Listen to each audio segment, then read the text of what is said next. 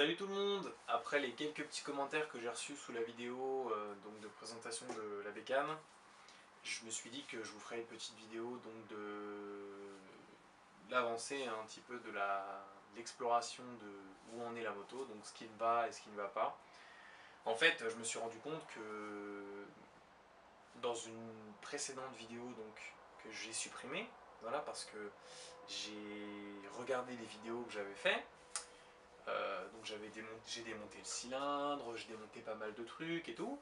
J'étais super content. Et en fait j'ai formaté la carte. Bah oui parce que je suis débile, tu vois.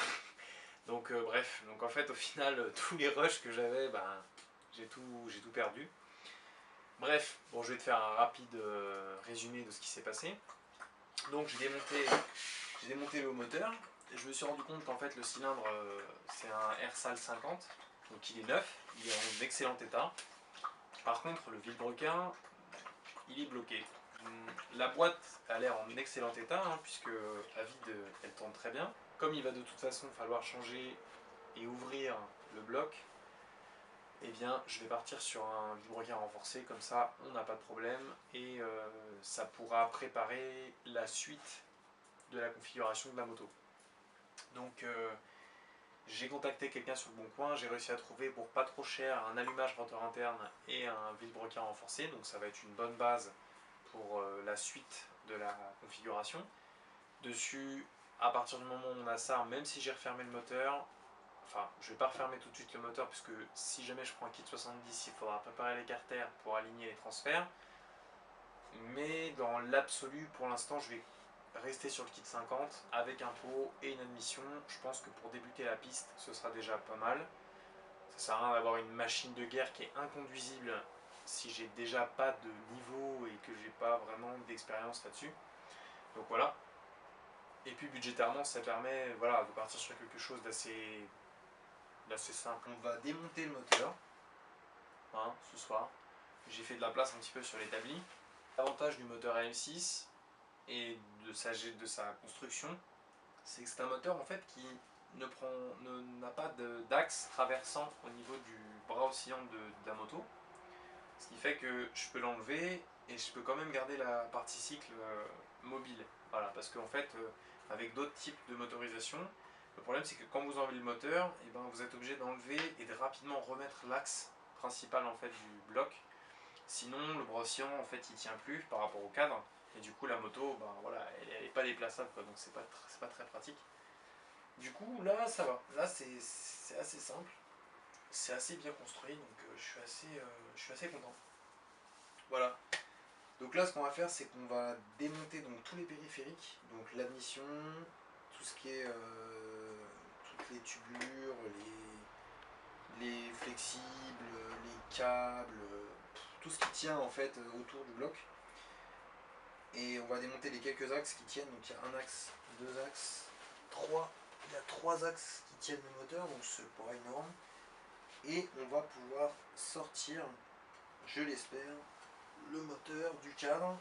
Et comme ça, on va l'ouvrir ensemble et je vais vous montrer comment on détermine une panne en fait sur un bas moteur. Bon, enfin, on a déjà déterminé la panne puisque je vois que la boîte elle est mobile mais que le vilebrequin ne bouge pas.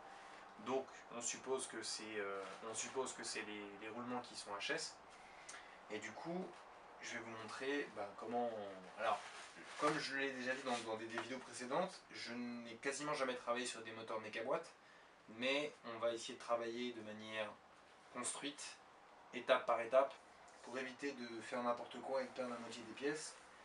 Donc on va prendre des boîtes et on va ranger en fait les visseries. Donc en fait on va garder les visseries avec l'admission, les visseries avec le carter d'embrayage, et ainsi de suite quoi. Ok ? Voilà, donc on s'y met et puis du coup je vous filme ça. Vous avez une masse bleue, hein, donc ici, et une masse verte qui est là. Et en fait les deux sont prises ici donc sur là c'est une pipe d'admission qui est en. En fait ça c'est une pipe d'admission qui est en aluminium normalement, donc enfin c'est bien et pas bien. Moi j'aime pas ces pipes parce qu'en fait comme elles sont très rigides, et ben ça va pour des petites configurations, mais dès l'instant où on passe sur de la grosse config, ça devient vite problématique parce qu'en fait ça fait des espèces fait c'est trop rigide. Et c'est tellement rigide que du coup ça fait des espèces de ratés à la carburation. Et ça va si vous roulez sur une route qui est très plate, mais quand il y a beaucoup de bosses, bah ça fait des vieux ratés pourris en fait. C'est pas génial. Donc nous sur la configuration de toute manière on sera en pipe souple. Alors, donc on démonte la masse verte. Voilà. Sachez que une moto qui est à l'arrêt, le voltage d'une batterie, d'un scooter ou même d'une moto, c'est inoffensif. L'ampérage n'est pas assez important et le voltage n'est pas assez élevé pour pouvoir vous électrocuter. C'est impossible en fait. Ça c'est bon parce qu'on est dans la basse, on est dans de la très basse tension. Donc voilà. Les gens qui me disent ouais c'est super dangereux. Oui c'est dangereux quand le moteur il est allumé et que genre t'as ton antiparasite avec ta bougie au bout pour vérifier si t'as de l'allumage. Là tu peux prendre un coup de jus. Mais c'est normal parce que le voltage qui est délivré par un allumage c'est pas du tout le même que celui délivré par une batterie. Déjà la batterie c'est du courant continu et ce qui est délivré par ton alternateur c'est du courant alternatif. Donc déjà c'est pas la même chose. Mais bon, bref, on n'est pas là pour faire un cours d'élec. Alors, donc on en est là. Alors maintenant on va démonter le sélecteur. Petite clé de 8. J'espère qu'il n'y aura pas trop de trucs de ressort et de comment, genre de ressort, de billes, de rondelles et de demi-lunes dans ces boîtes parce que ça c'est le genre de truc, t'en oublies une, tu te trompes dans un truc, tu remontes le bloc, les vitesses ça passe plus. Ça me rappelle une anecdote sur la moto la derby d'un copain. En fait, on était parti rouler à Carole ensemble. Et. Enfin, non. En fait, on était parti pour voir des mecs rouler en gros cul à Carole. Et nous, on se baladait avec nos petites 50. On roule. Et en fait, le mec à qui il avait acheté la moto, en fait, il lui avait pas dit que. En fait, la bougie qu'il avait montée sur la moto, elle était trop chaude. Genre, il était monté en kit 70 Evo, tu vois. Et en fait, le mec, il était resté en BR8, un truc comme ça, tu vois. Et on était en plein été, il faisait carrément chaud, en fait. Et du coup, on roule et tout. Et puis bon, bref, en fait, il a percé son piston, tu vois. Donc obligé de le ramener en poussant, enfin, l'air d'être de la grosse merde à enlever. Ça commence bien. Alors ça c'est la méga loose en fait, tu vois. Ça c'est le genre de truc, quand ça t'arrive, tu commences à regretter d'avoir acheté cette moto de merde, tu vois. Tu te dis putain mais pourquoi je l'ai acheté? Pourquoi j'ai fait ça? Pourquoi j'ai pas gardé mon petit truc de merde? Mais bon, après dans ta tête tu te dis non, en fait j'ai bien fait de vendre cette dirt dont je me servais pas. Donc là tu vois, regarde, hop, tu démontes. Donc tu enlèves les parties donc de l'allumage qui vont jusqu'à ton CDI. Donc en fait là il fait office de CDI de bobine. Donc là c'est en fait il y a les deux qui sont couplés dans le même en fait, mais quand tu as un allumage rotor interne, généralement tu as la bobine qui est séparée du CDI, tu vois, c'est deux choses différentes. Bon bref, alors, j'essaye de rapidement démonter ça là, mais ça veut pas venir en fait. Ça c'est le premier obstacle. J'ai pas envie de tordre l'axe de sélection, tu vois, parce que ce genre de truc après, si tu dois le mettre quand même, parce que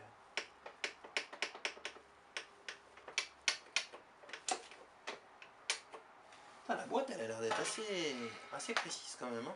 Il y a plein de mecs qui m'ont dit ouais les boîtes AM6 c'est de la grosse merde et tout. Putain. Les mecs ils ont jamais eu de boîte de dirt dans les mains, ça se voit. Bon allez là, écarte-toi là connard. Là je tape sur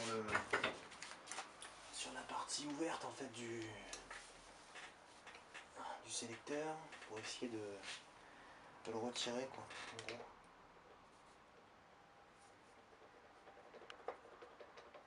Putain enculé. Allez, ouais si c'est bon. Super. Voilà, bon, le sélecteur, on l'a eu. Le salaud. Le salaud. Alors, il nous reste ce truc de merde là, avec la pompe à huile, merde. Voilà, bon, ça c'est réglé. De toute façon, la pompe à huile, je m'en servirai pas, hein, je te le dis tout de suite. Dès que tu commences à être quitté, kit 70, kit 50, tout ça, pour moi, tout de suite, on part sur du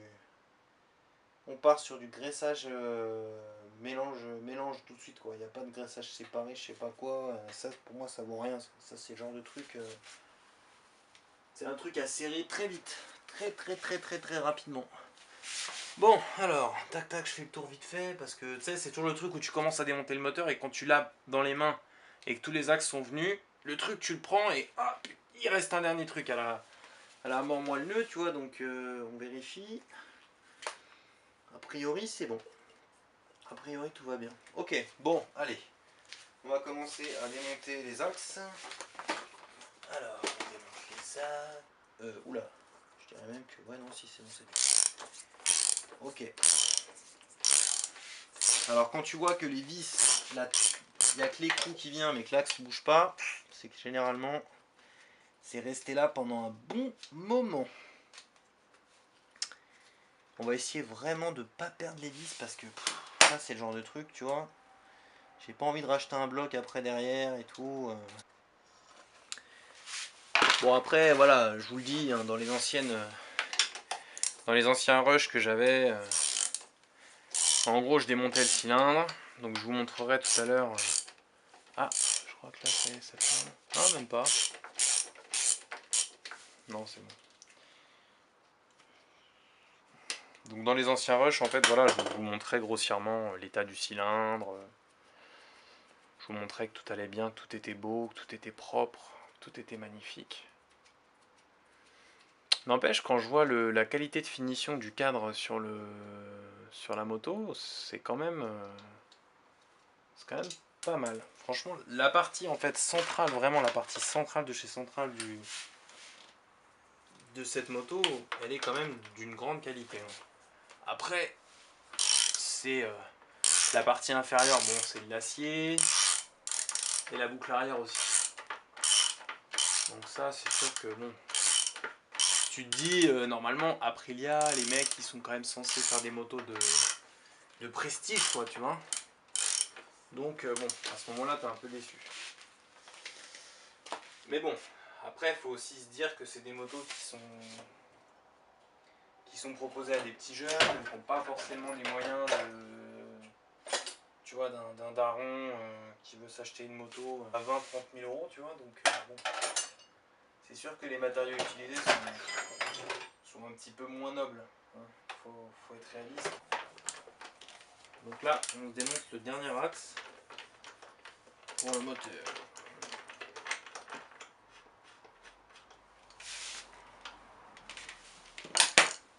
Je me suis mis de l'huile partout. Un petit chiffon. Un petit shiftir. On se démonte le dernier axe. Enfin, là, on a un premier axe. Voilà. Ensuite. Ils sont collés, les vilains. Ils sont collés. Donc là, on s'attaque au deuxième. Bon, évidemment, hein, je vous rassure, hein, quand je vais remonter tout ça, le moteur va être nettoyé, enfin les carters vont être nettoyés, de l'huile de boîte neuve, les axes ils vont être graissés, tout va être mis en œuvre pour que le montage soit le plus propre possible. Ça, c'est évident. Mais bon, là pour l'instant, c'est vraiment du démontage voilà, brut quoi. Mais bon, comme je disais, la moto, ça fait quand même 12 ans qu'elle est restée dans son jus. Et finalement, l'état est pas catastrophique, quoi. Voilà. Parce que j'ai déjà récupéré des motos, ça faisait même pas. Mais comme ça faisait pas longtemps que c'était. Ça faisait peu de temps qu'elles étaient stockées dans une cave ou dans un truc. Mais comme d'hab, en fait, ça dépend toujours de la manière dont c'est stocké, de l'endroit, si l'endroit il est humide ou pas. Allez, le dernier axe. Bon, par contre, comme j'ai pas de support, c'est un peu la merde. Là, par contre, là, la béquille, sans la béquille de stand, là, j'avoue, c'est vraiment galère. Mais bon. Ok. Tac. Le dernier axe. Hop. Et normalement, si tout va bien, si Dieu le veut, comme on dit, donc si tout va bien, ça devrait sortir.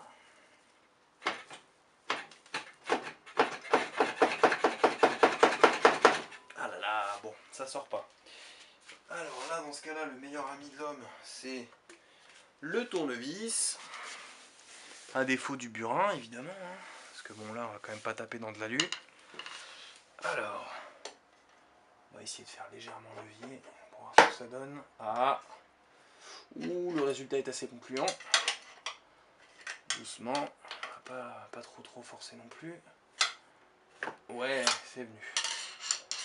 Ok, bon.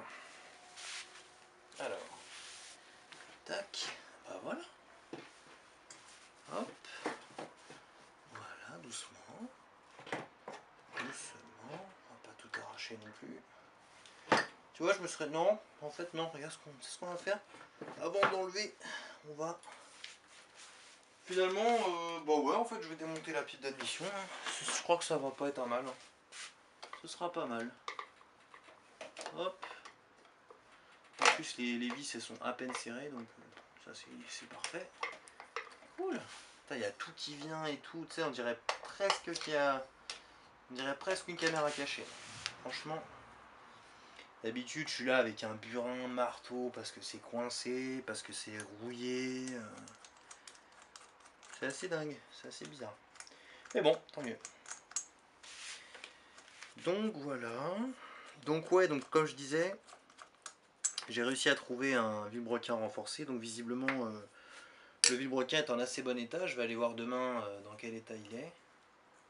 Après, donc j'ai aussi trouvé un allumage à rotor interne et ça c'est pas mal du tout. Et le mec le vend vraiment à un tarif très sympa. Sachant que c'est des allumages qui se touchent aux environs de... Bon bah elle tombera pas plus bas. Hein. Sachant que c'est des allumages qui se trouvent aux alentours de presque 250 €. Là j'ai réussi à le toucher à 80 balles. Donc c'est pas mal.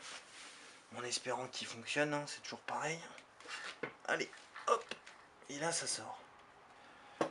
Voilà, allez. Ah purée. La poubelle à la con. Elle m'a agrippé une des connectiques. Voilà. C'est bon. Et bien voilà les amis, donc je vous laisse là pour l'instant. Donc je manque d'outils et je n'ai pas l'arrache qu'il faut en fait pour démonter l'allumage là-dessus. Et sans enlever l'allumage, je ne peux pas ouvrir l'écarter en deux. De toute façon, c'est pas bien grave parce que je n'ai pas toutes les pièces, donc de toute façon ça nous retarde pas. Il n'y a pas de pression, il n'y a pas de... Voilà, c'est pas très grave. J'espère que ce petit démontage et ce début de démontage va vous plaire. Je continuerai une fois que j'aurai tout l'outillage nécessaire. Et je pense que d'ici là, j'aurai même le vilebrequin, les roulements et tout ce qu'il faut pour au moins remonter le bas moteur. En ayant l'écarter en main, on comparera avec les transferts du cylindre. Je verrai, soit c'est d'origine, je laisse tel quel, soit il faut déjà modifier et je modifierai l'écarter en fonction du kit. De toute façon, même si on passe sur un kit 70, les transferts seront plus gros, donc je pense que je pourrai réutiliser l'écarter. C'est pas, voilà, ce sera pas un problème. Et comme ça, au moins vous verrez l'ensemble démonté. Ok? Voilà, j'espère que ça vous plaît.